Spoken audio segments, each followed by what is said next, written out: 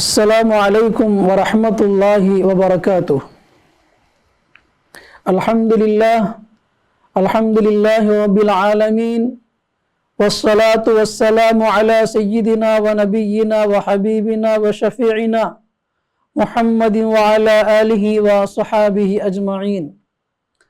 أما بعد، فقد قال الله سبحانه وتعالى في القرآن العظيم والفرقان المجيد: أعوذ بالله من الشيطان الرجيم، بسم الله الرحمن الرحيم.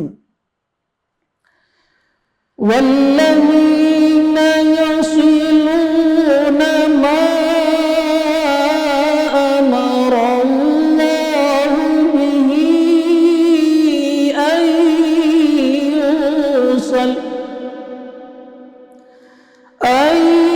يوصل ويخشون ربهم ويخافون سوء الحساب.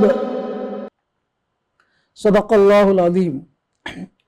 عن أبي هريرة رضي الله عنه قال: قال رسول الله صلى الله عليه وسلم: إن الرحم شجنة من الرحمن. فقال الله تعالى: من وصلك وصلته ومن قطعك قطعته. ரவாஹுல் புகாரி. அளவற்ற அருளாளன், நிகரற்ற அன்புடையோன், ஏக வல்லவனாம் அல்லாஹ் ஒருவனுக்கே புகழ் அனைத்தும். சலாத்தும் சலாமும் நமது உயிரினும் மேலான அருமை நாயகம் ஸல்லல்லாஹு அலைஹி வஸல்லம் அவர்கள் மீதும், அன்னார் வழிவந்த உத்தம சஹாபாக்கள், தாபியீன்கள், தபா தாபியீன்கள், நாதாக்கள், நல்லோர்கள், குறிப்பாக புனிதமான ரமலானில் இந்த காணொளியை காணுகின்ற அனைவருக்கும் அல்லாஹுடைய அருளும் அன்பும் நிறைவாக உண்டாவதாக.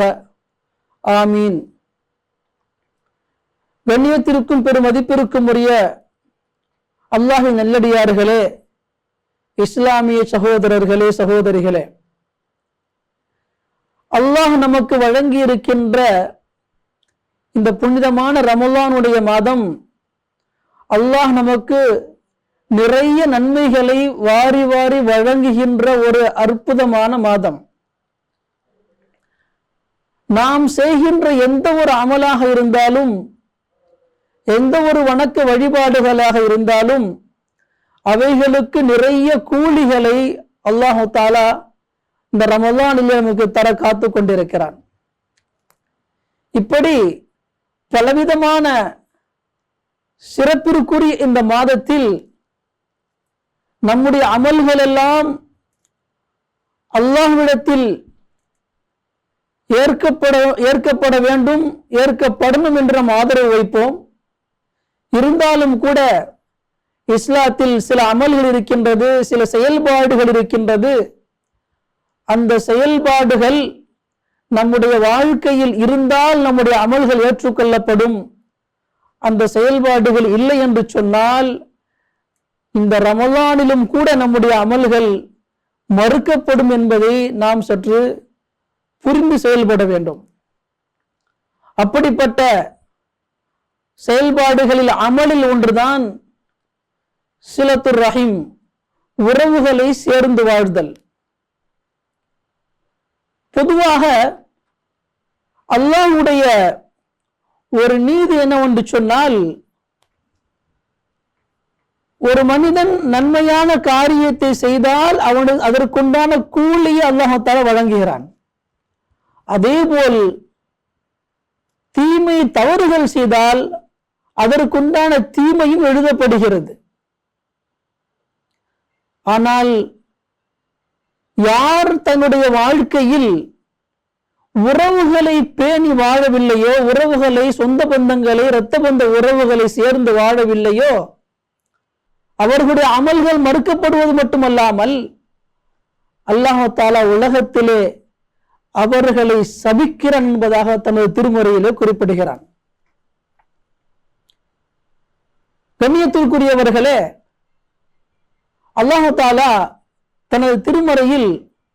சூரத்து ராது என்ற அந்த சூராவினுடைய 19வது வசனம் முதல் 25வது வசனம் வரை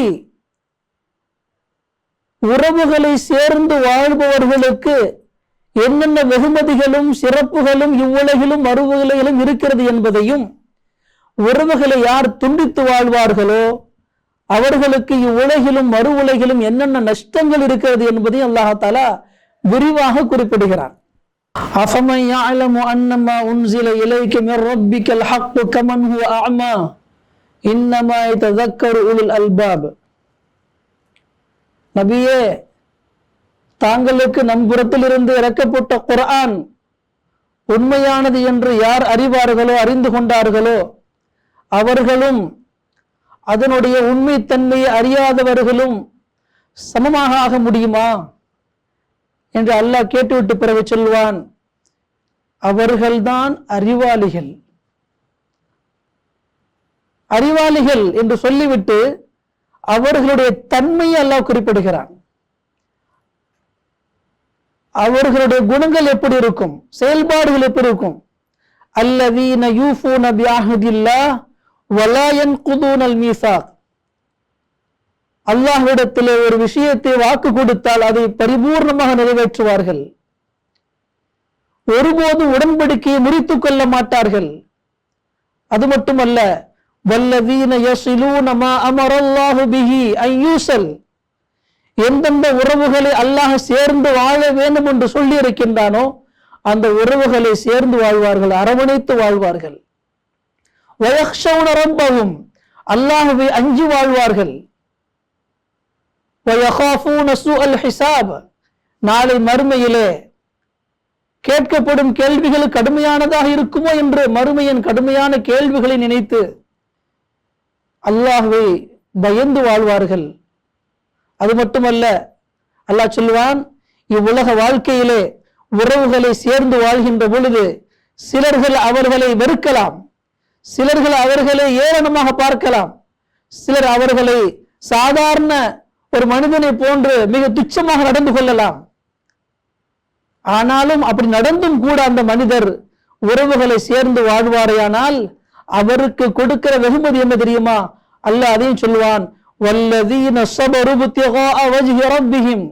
அல்லாஹ்வுடைய திருப்பொருத்தத்திற்காக உலகத்தில் ஏற்பட்ட கஷ்டங்களை எல்லாம் சகித்துக் கொண்டார்கள், பொறுத்து கொண்டார்கள். அது மட்டுமல்ல, வஅகாமுஸ் ஸலாஹ் வஅன்ஃபகு மிம்மா ரஸக்னாஹும் சிர்ரன் வஅலானியா. அவர்கள் அல்லாஹ்வுடைய தொழுகையை 5 நேர தொழுகைகளை சரிவர தொழுவார்கள். அல்லாஹ் அவர்களுக்கு வழங்கியவற்றிலிருந்து மறைமுகமாகவும் பகிரங்கமாகவும் செலவு செய்வார்கள். ஏழை எளிய மக்களுக்கு கொடுத்து உதவுவார்கள். அவர்களுடைய இந்த செயல்பாடுகள் வயதுரஊன பில் ஹஸனத்தி ஸய்யா, இந்த நன்மையான காரியங்கள் எல்லாம் அவர்களுடைய பாவங்களை போக்கிவிடும், தூரமாக்கிவிடும். உலாயிக லஹும் உக்பத்தார், அவர்களுடைய தங்குமிடம் மிக சிறந்த இடம். அவர்கள் செல்கின்ற நாளை மறுமையில் அவர்களுக்கு கிடைக்கின்ற அந்த இறுதி இடம் மிகச்சிறந்த இடம். அந்த இடத்தை பற்றி அல்லாஹ் வர்ணிப்பான், ஜன்னாத்து அத்ன், நிரந்தரமான ஒரு சொர்க்கம், நிரந்தரமான ஒரு சொர்க்கம்.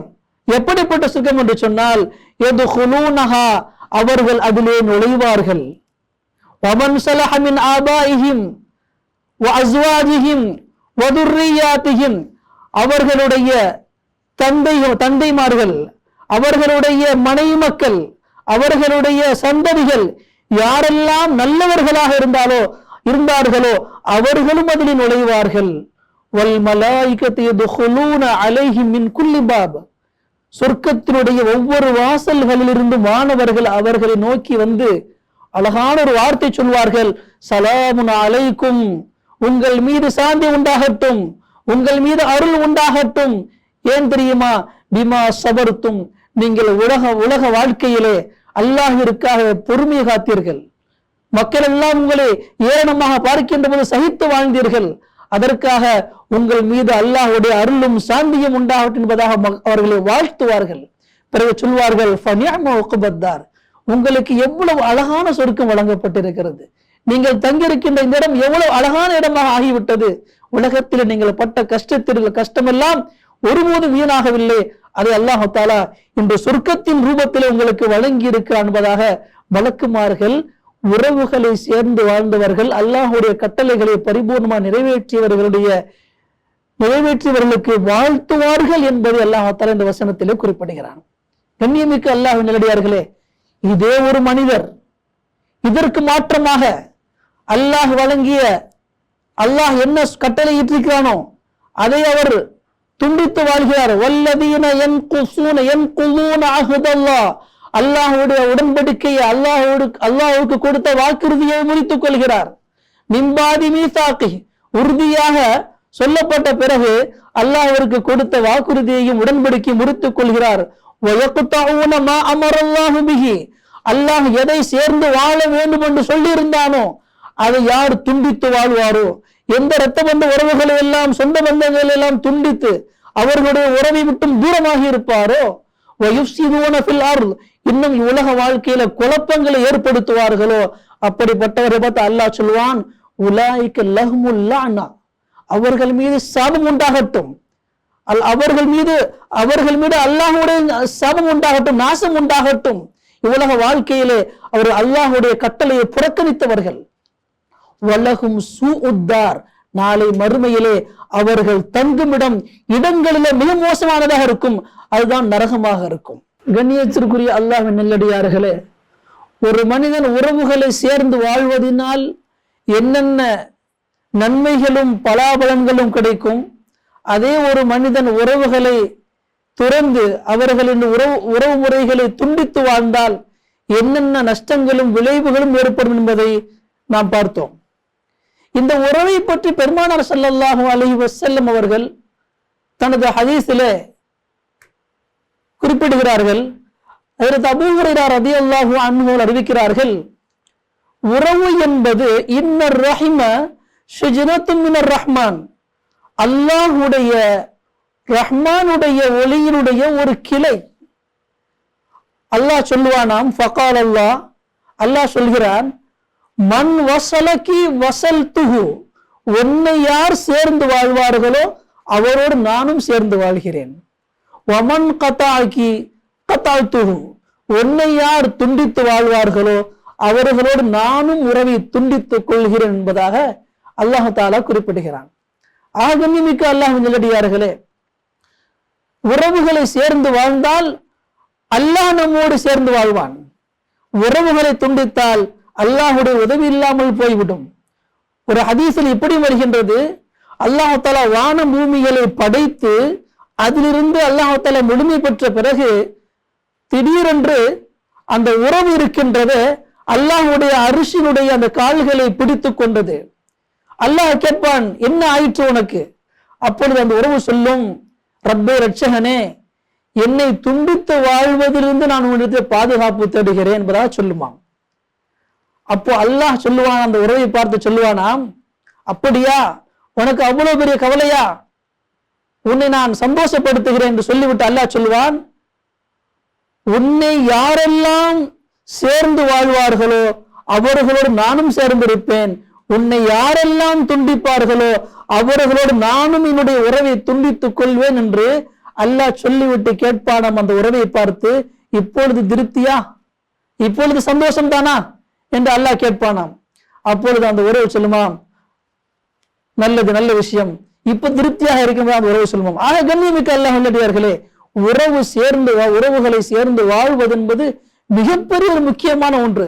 இதைத்தான் பெருமானார் ஸல்லல்லாஹு அலைஹி வஸல்லம் அவர்கள் சஹாபாக்களுக்கு மத்தியிலே போதித்தார்கள். ஒரு முறை பெருமானார் ஸல்லல்லாஹு அலைஹி வஸல்லம் அவர்களிடத்திலே ஒரு சஹாபி ஒரு கேள்வி கேட்பார்கள், யா ரசூலல்லாஹ், எனக்கு ஒரு அமலை கற்றுக் கொடுங்கள், எந்த அமலை கொண்டு நான் சொர்க்கத்தில் நுழைய முடியுமோ? அப்பொழுது சுற்றி இருந்த சஹாபாக்கள் எல்லாம், இவருக்கு என்ன ஆயிற்று, ஏன் இந்த கேள்வி கேட்கிறார், இவருக்கு என்ன ஆயிற்று, எதற்காக இந்த கேள்விகளை கேட்கிறார் என்று சொல்லிக் கொண்டிருப்பார்கள். அந்த நேரத்தில் பெருமானார் ஸல்லல்லாஹு அலைஹி வஸல்லம் அவர்கள் ஏதோ அவருக்கு தேவை இருக்கிறது என்பதாக எண்ணி பெருமானார் ஸல்லல்லாஹு அலைஹி வஸல்லம் சஹாபிக்கு சொல்வார்கள், அப்படியா, உனக்கு சொர்க்கம் வேண்டுமா, சொர்க்கத்தில் நுழைய வேண்டுமா? ஒருபோதும் அல்லாஹ்விற்கு இணை வைக்க கூடாது, தஅபுதுல்லாஹ வலா துஷ்ரிக பிஹி ஷைஆ, அல்லாஹ்வை மட்டும் நீ வணங்க வேண்டும், அல்லாஹ்வுக்கு ஒருபோதும் இணை வைத்து விடக்கூடாது. வதுகீமுஸ் ஸலா, தொழுகையை ஐங்கால கடமையாக்கப்பட்ட 5 நேர தொழுகையை பரிபூர்ணமாக நிறைவேற்ற வேண்டும். வதுஉதிஸ் ஸகா, அல்லாஹ் மீது கடமையாக இருக்கின்ற ஜகாத்தை நிறைவேற்ற வேண்டும். வதஸிலுர் ரஹீம், உறவுகளை சேர்ந்து வாழ வேண்டும். கண்ணியமிக்க அல்லாஹ் நல்லடியார்களே, சொர்க்கத்தில் நுழைவதற்கு பெருமானார் காட்டிய இந்த 4 விஷயங்களில், இந்த 5 விஷயங்களில் அதில் ஒன்று உறவுகளை சேர்ந்து வாழ்தல். இது மிக முக்கியமான விஷயமா ஒன்று. கண்ணியமிக்க அல்லாஹ் நல்லடியார்களே, இதுவெல்லாம் நம்முடைய வாழ்க்கையை சரி செய்வதற்கு அழகான ஒரு ஹதீசுகள். நம்முடைய வாழ்க்கையில எத்தனையோ பேரை பார்க்கின்றோம், கணவன் மனைவியிடத்திலே பேசுவது கிடையாது, மனைவி கணவனிடத்திலே பேசுவது கிடையாது, தந்தை பிள்ளையிடத்தில் பேசுவது கிடையாது, பிள்ளை தந்தைகளிடத்திலே பேசுவது கிடையாது, சகோதரன் சகோதரிடத்திலே, சகோதரன் மற்ற சகோதரிடத்திலே, நண்பர்கள் தங்களுக்கு மத்தியில், இப்படி எத்தனை உறவுகள் முறிந்து போய் கிடைக்கின்றன. இந்த உறவுகள் எல்லாம் சேர்ந்தால்தான் நாம் இந்த ரமலான்ல செய்கின்ற அமல்கள் ஏற்றுக்கொள்ளப்படும். இந்த உறவுகளை விட்டும் தவிர்ந்திருந்தால் ஒரு ரமலான் என்ன, 1000 ரமலான்கள் நம்முடைய வாழ்க்கையில் வந்தாலும் நம்முடைய அமல்கள் ஏற்றுக்கொள்ளப்படாது. கண்ணியமிக்க அல்லாஹ்வின் நல்லடியார்களே, பெருமானார் ஸல்லல்லாஹு அலைஹி வஸல்லம் அவர்களும் சஹாபாக்களுக்கு இதைத்தான் போதித்தார்கள். வல்ல ரஹ்மான் இந்த புனிதமான ரமலானில் அல்லாஹ் நமக்கு வழங்கி இருக்கின்ற அற்புதமான இந்த மாதத்தில் உறவுகளை பேணி வாழ்ந்து நம்முடைய அமல்கள் எல்லாம் ஏற்றுக்கொள்ளப்பட்டு அல்லாஹுடைய அருளையும் அன்பையும் பெறுகின்ற பாக்கியத்தை எனக்கும் உங்களுக்கும் உலக முஸ்லிம் சமுதாயம் அனைவருக்கும் நசீபாக்குவானாக. ஆமீன். வாஹிர் தாவானா அனில் ஹம்துலில்லாஹி ரப்பில் ஆலமீன். அஸ்ஸலாமு அலைக்கும் வரஹ்மத்துல்லாஹி வபரகாத்துஹு.